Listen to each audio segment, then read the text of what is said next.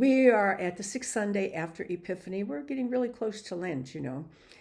There are some readings, especially what I think of as the Beatitudes, that it's important to read out of a different text, maybe one that's more easily understood than the text that is used at your regular worship service. So I'm going to be reading out of the Message Bible, the reading for today's gospel text. You're blessed.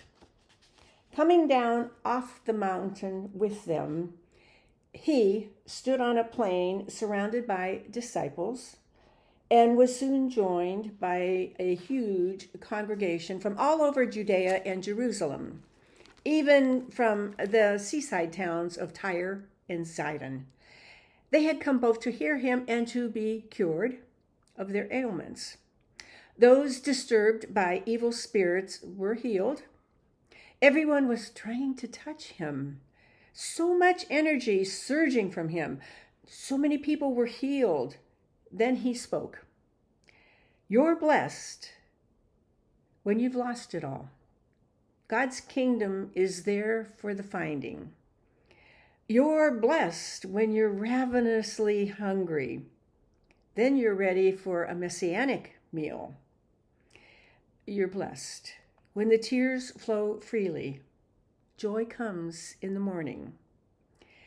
Count yourself blessed every time someone cuts you down or throws you out. Every time someone smears or blackens your name to discredit me. What it means is that truth is too close for comfort and that the person is uncomfortable.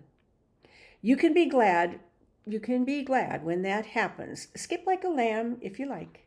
For even though they don't like it, I do. And all heaven applauds.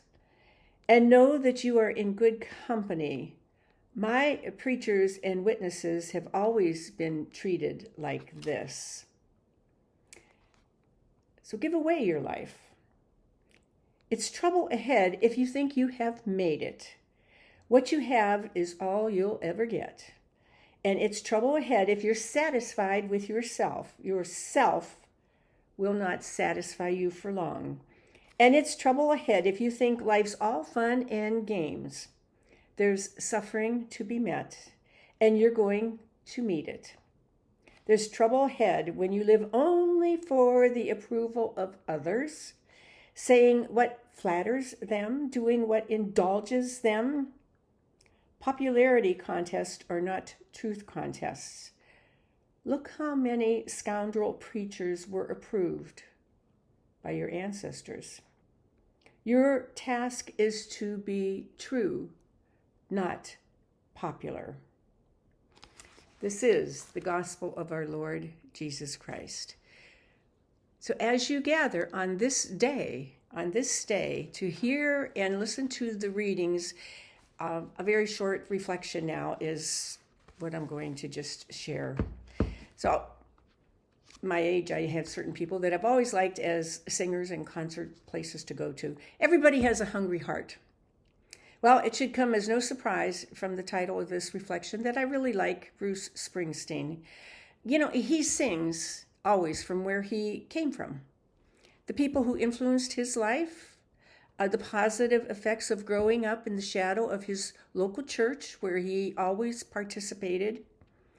It is a familiar story for those who grew up in that generation. It is my own. But hungry hearts, it is the story of every one of us. Every one of us. We who yearn to love and to be loved. To be fed and nourished with something far deeper than possessions or privilege will ever give us. Jesus of Nazareth knew that. He came down to level ground, eye to eye, heart to heart contact to tell those who gathered around him and us that when we enter into the embrace of our own need for God's mercy, when we get to that point, we are blessed. It's a funny thing to ponder. When we are most in a need, when we allow ourselves to feel an interior hunger, we have the grace, that's when we have the grace to know how to be the most full of blessedness. It's when we know we need God. My heart is hungry. How about yours?